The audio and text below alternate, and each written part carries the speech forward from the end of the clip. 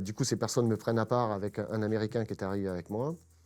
Et ils nous disent, bon ben voilà, on fait partie d'un autre service de la Légion internationale, on fait partie d'un service de renseignement ukrainien. On cherche des personnes comme toi qui ont un bon passé, Un bon CV. voilà, un bon CV au niveau de l'armée, des personnes un petit peu plus âgées, pour des missions un petit peu plus spéciales. On ne fait pas du tout partie de la Légion internationale. Et on a des missions un peu plus spéciales. On ne peut pas t'expliquer de suite, mais on voudrait savoir un petit peu tes motivations. Et surtout, la question principale qui m'a été posée, c'est est-ce que tu es prêt à te battre?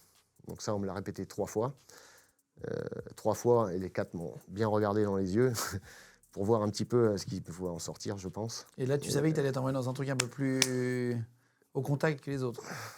Après, c'est un petit peu comme en France, l'infanterie et un petit peu les forces spéciales. L'infanterie, on appelle ça les pousse-cailloux, ceux qui sont un petit peu au contact, mais qui prennent moins de décisions en fait, autonomes, en fait, et des missions autonomes. Et ce qu'on me proposait, c'est rapprocher plus des forces spéciales et des missions un peu autonomes. Et donc c'est pour ça que j'ai dit oui sans hésiter. Tu étais prêt à donner ta vie pour un pays que tu connaissais très peu finalement. C'est ce que j'ai fait pendant 20 ans. Tu connaissais pas la France? Bah, si, mais bon, il y a certains pays où on va, où on est principalement en train de séparer deux pays qui se tapent dessus, quoi. Ouais. Donc, c'est Ah vrai oui, que, oui, c'est vrai, c'est vrai. T'es envoyé par la France, mais dans des pays, voilà, exactement. tout à fait.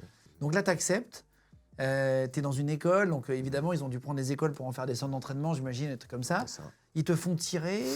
Vous vous entraînez un petit peu ou vous êtes envoyé dès le lendemain? Non, ben, en fait, dès la fin de cet entretien avec les 4 personnes, là, ils m'ont dit, bah, écoute, tu prends tes affaires, on y va, avec l'Américain qui était avec moi. Donc, ben, j'ai même pas eu le temps de finir de manger. On m'a dit, tu prends tes affaires, on part. Et donc, on est monté dans un Hummer et on est parti. On a fait à peu près 4 heures de route et pour arriver dans un camp d'entraînement. Ouais. Ok. Et là, c'est quoi? C'est plein de gens qui tirent, qui font des pompes. Ça ressemble à quoi? Non, pas du tout, hein, pas du tout. On est mis dans des